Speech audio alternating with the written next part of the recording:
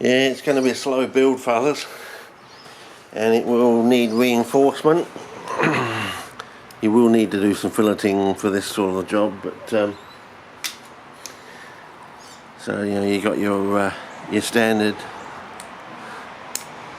thing like that, just so you know. And I'm thinking of doing itty bitty stripped down kids versions for the kids, and showing hopefully we can square the circle on a very small scale sort of thing, and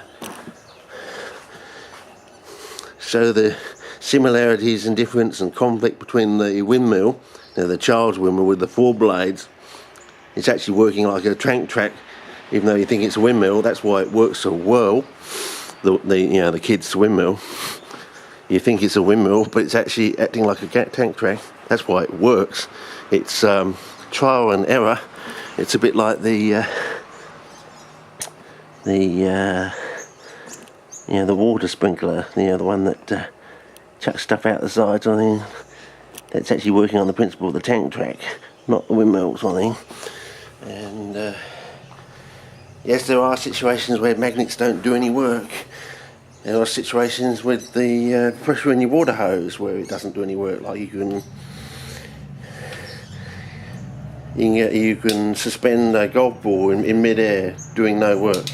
Just like you can suspend 2 magnets on a pole, 2 ring magnets on a pole, doing no work. So there are parallel situations between the pressure in your water hose being able to do no work and magnets being able to do no work. But there are situations where the water hose can actually do work, like with your sprinkler, because that's been built from trial and error. So we're just going to put the glue on. This is super. We haven't cracked it, have we? No, we didn't crack it. Brand new tube, especially for you fellows. Didn't crack it. Sorry about that, fellows. Sometimes you forget to crack it. Okay. So the idea is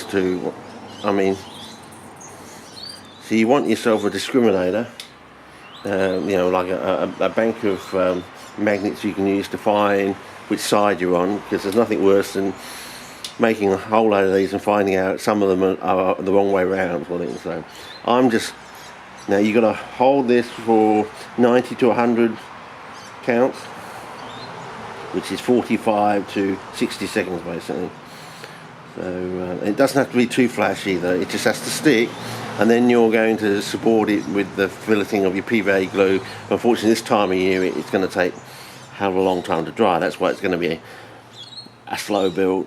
And of course when we get to about 120 degrees on this thing, it's going to get so heavy that you think it's not going to work, you aren't going to be able to move it. But I'm going to show you something to do with Newton's third law and the gyroscopic nature of matter that will get it to work, which I discovered by accident. Remember last year I said I picked up a pot or something with a stick in it, and because I was bullied over in WA, quite a lot of my intelligence has gone into my fingers and arms and things, like as feelings sort of thing. It's like in intelligential feelings sort of thing. And I suddenly realised that was the same feeling as you get from when you move a gyroscope and you get a force out at 90 degrees. And I think, well, isn't that strange? It comes out at 90 degrees. Why does it come out at 90 degrees? And I think if you look on the old pictures of magnets, things like drawings by Michael Faraday, I think they were careful enough to actually, really draw these things. You can actually see the answers sitting there right in front of your face. So you look at those old drawings and it's just sitting there, plain as your nose, right in front of you, but no one sees it, of course. There's something that's at 90 degrees on basic old drawings of permanent magnets, done by greats like Michael Faraday, and it's just sitting there. And you think, well, there's a possibility of something coming out at 90 degrees. So anyway, we'll see how that goes. It's a sort of skill, fellas. And I found the best way to do this is actually put glue on both sides when you first start off. It's a lot simpler, you see. So have you noticed the colour coding here? Yeah. So now you've got it. So this is just one pole basically. Well, there's a hint for you. There's a hint. It might not just be 2 poles in a magnet. It may actually be a third one. I don't know what you want to call it, a mediocre pole. Maybe we want to call it a Westie after Robert, because everyone takes the piss out of Westie or something. I just like my friend Robert Gibson, he was a Westie. Got straight A's at uni and won the university medal. Then it went out in the sticks and couldn't handle loneliness, and it still to this day tickles. Every time I think about that, it still tickles old Ernie. So I think, why don't we call this hidden third pole? Let's call it a Westie, just for Robert Gibson's sake. We'll call it a Westie. Yeah. So don't take the piss out of Westies. Some of them can be great people. So anyway, we'll see how we go. I don't know if this is long enough. I haven't been counting for this one. But we'll see. But it's just usually if your skin sticks, oh no, it didn't quite work there. But sometimes you can get away with it just by pushing it in. It's just a demonstration here, fellas. That's all I'm doing, really. Just getting you started. As I said, it's going to be a slow build, but I think you'll be impressed when it comes to the end, when it gets so heavy you think, because of the inertia. Go back to Newton's first law when he talks about an external unbalanced force. I think he was actually originally starting to think in relativistic terms. Like if you're trying to push an asteroid out in space, you're not external, you're within the boundaries of the asteroid, so your force is not external, and it's this idea about being balanced and unbalanced. It's like, with a balancing set of balancing scales, I think that's what he's alluding to with Newton's cradle, because as most people don't realise, he always talks about rest and he talks about motion. He never really talks about going from rest to motion. Maybe there's a reason for that.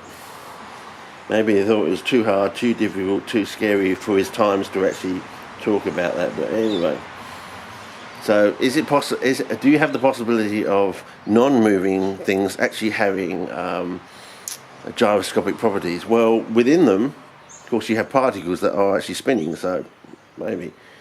And we might be able to explain why it comes out at 90 degrees, and so on and so forth. So, but first of all, we've got to get something working. And there's quite a few people out there I think are ready for the future, but others I'm not too sure about if they're ready for the future. So basically, it's a two-part invention basically. I'm going to take part A and I'm going to slightly modify it to make part B. And so I'll make a whole load of these, and then I'll modify this to make part B's, and the part A and B come together, and that's all you need. It's a two-part invention, a canon within itself basically. So basically, yeah, I would have loved to have orange, but I ran out, and I would have loved to have magenta instead of red. But anyway, okay, beggars can't be choosers sort of thing. Yeah, maybe put that for the album page. If it's going to focus, I don't know. Maybe I should put it on spot colour or something. Anyway, so I just thought, let's try it on spot colour just in case. Might be important. So, yeah. Okay, and then of course what I'm going to do is turn part A into part B by doing it this way sort of thing. So I'm going to glue this, and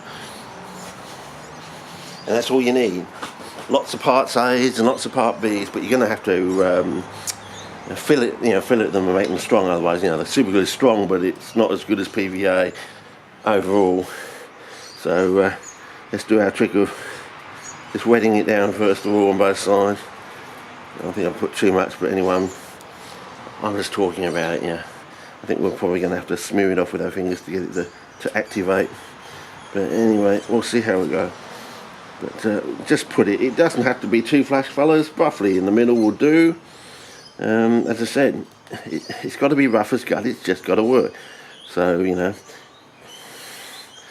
might work quicker because there's a bit of, because I've got all these dots there. You wouldn't have those dots there normally.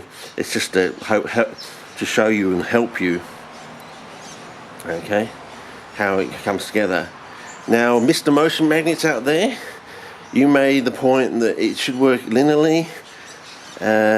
If it's going to work in the circular, it should work in the linear. So that's your job, Mr. Motion Magnets. You've got all the tools, you've got the rails and the magnets. I've thought about you over the years. Yes, you can do the linear. Okay, and if you want to come to the award ceremony, that's fine too. I'm not greedy. Never have been. Don't ever want to be greedy. That's what's got the world into trouble as it is. That's why we're probably going to have to be dropping people into volcanoes very shortly. as a warning to wantons of the future of how bad it could get, and a reminder of what caused Magna Carta. Yeah, the tyranny of King John. Yeah.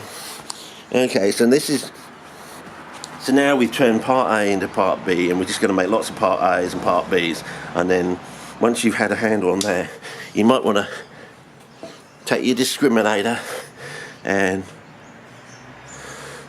just test it out, so on and so forth. Get the idea. Once you might see it come together, just have a play around with it. You think, oh, that's too simple. Simple is best. Keep it simple, stupid. The important point is to get the correct principle. It's not the principle of the windmill, it's the principle of the tank trap.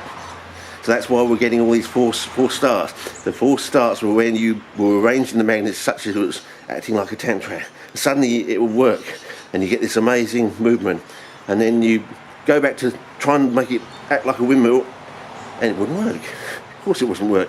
We're using the wrong principle. Okay, so this is going to be the cut down kids version sort of thing. And I'm trying to put these things on so you can see what's going on. But yeah, anyway, so we'll see if we can get repulsion, because remember, repulsion is what you want, because you don't want attraction, because things stick, and even when you're from a distance, attraction is like in a way a type of friction. Okay, so we want to glue it this way. Well, I probably left my tube up the wrong way or something, I don't know. Too hard. Get it started with a bit of it works off water. That's what triggers the reaction basically. So I don't know if it's gonna be hard, fellas, and it's not how I would do it, because I wouldn't have the stickers on there. But what we're trying to do, and this is probably all out of focus now, I'm on spot colour, but what I'm trying to do is get it to stick like that to make part B for the kids version of part B. You know, this is the kids version, the quick and easy one to get it to see how it works sort of thing. So you might want to get your tools and get see, it's not sticking too well because of the papers there, but you know, and I probably got too much glue on there sort of thing, and it's you know, it's not really a hot day and things aren't evaporating the way they should and all that.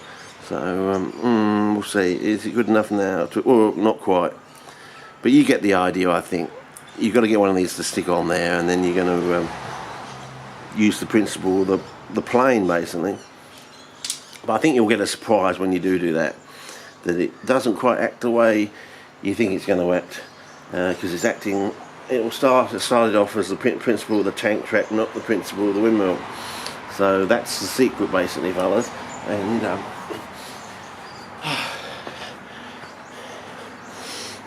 so I'll do some of these, and I'll try and get the kids version set up by probably tomorrow or the next day, depending on how the weather goes, of course, and we'll try and see if we can square the circle on this very small scale, because the squaring of the circle, of course, came from that 1 unit chunk I showed earlier in previous videos. But this is the idea basically, I think, of the starting of it, sort of thing, of the squaring of the circle. You might want to get my discriminator. So the idea is, with you're going to have like 4 or so of these, and once it goes, you'll have another one there, another one there, another one there, of 2, 3, 4 units long. So you have 4 units, 4 units, 4 units, 4 units, something like that. But we're going to try and do it on the smaller cut down kids thing, where we just have that unit, a unit, a unit, a unit sort of thing. And sort of thing. So basically, this will be one sort of like wedge unit, sort of like there with the other magnet in there, and we have another one there, another one there, and another one there, sort of thing, and basically squaring the circle on the kids sort of version, and we'll see if we can get this to go round, sort of thing, continually. Yeah, I know, we're doing it on water because we're trying to get rid of the friction, you see. If we did it in space, we wouldn't have much effect at all, any friction, but anyway. But for this one, what we'll do, we'll show it on the small square in the circle stage, and then we'll put these on the edge sort of thing, and we'll run it around until we got like 120 degrees, and it'll get so heavy that our discriminators won't be able to push it. Well, you think it's not being. Then I'll show you the Newton's third law gyroscopic trick, which will give it the impulse that gets it started, and then it goes sort of thing. So you might want to tune in for that day, but as it's going to be a long build, you might want to start playing around yourself. Give yourself some confidence, because it's not science unless it's reproducible on your side of the world, and you might want to play around. So if you want to do the big way, start making yourselves parts A and B, and just try it with your type versions of magnets or thing. Maybe start off with the kids version, try and square the circle with the kids version, make a couple of these larger ones and try and square the circle on the centre of your thing. It's a lot easier. You think it would be harder to push from the centre, it's actually easier, because you're skidding off the side of the magnet sort of thing. You know what I'm talking about? This is what I was talking about. If you put them together, if I can get it to work very quickly, like this. See, that was the original thing. So basically you've got one pole here, one hemisphere, and one hemisphere down here, the opposite pole. And around the side here, logically, you have a mediocre or a westie, a pole around there. If you look on the old diagrams with the iron filings, look there's a space where there are no iron filings. Is that where the third sort of, in quotes, pole is? You might want to think about that, because when you put something like this in the centre there, if we can get the camera in there and get our discriminator back, which it doesn't have to be too plastic, just has to be the right way round. No, that way. Yep. You can actually push things from the side, and once you get them moving, you can move it quite a distance, enough to get it onto the next one, so that's the idea, you know. But it's much easier once you start doing things properly and filleting. You'll see. I'll take you through it, sort of step by step, but you know, you might want to play around yourself, get some confidence yourself. You know, nothing better than practicing beforehand to give yourself some confidence. So there you go. Losing the light, as of course, but you know, if it's going to be science, it's got to be reproduced everywhere on the planet. It's got to work here. It's got to work where you are, and so the problem was you were using the wrong principle. You were trying to do the windmill, and you wanted to do the tank track, basically. And that's how these things like the sprinkler things work. They're actually working off the principle of the tank track, but you don't see it. You think it's like a windmill, but it's actually like a tank track. And it's using the pressure of the water. So basically, this is like a pressure in a way. Do you see? Put your finger over the hose. Hang on, let me show you. I think.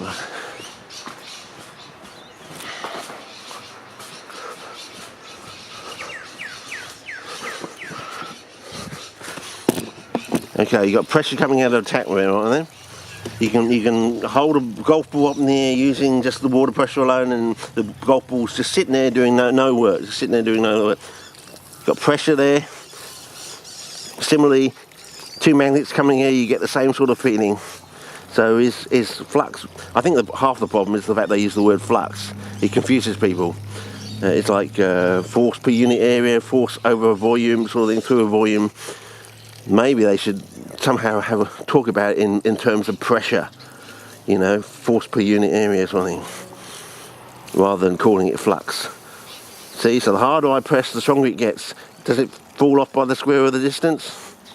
Like magnets, does the force of magnets do? That's what you see, so you might want to think about it that way. Anyway, that's to get you started and start building.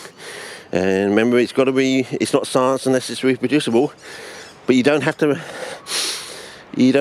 have to measure something for it to be reproducible. It just has to be reproducible. If it's reproducible, it's science. You don't have to be able to measure something for it to be reproducible. That's a very subtle point that most people don't understand. You know, if it works, it works. If it's reproducible and works on your side of the planet, it's science. Get it? Most people don't. Okay, over and out. See ya.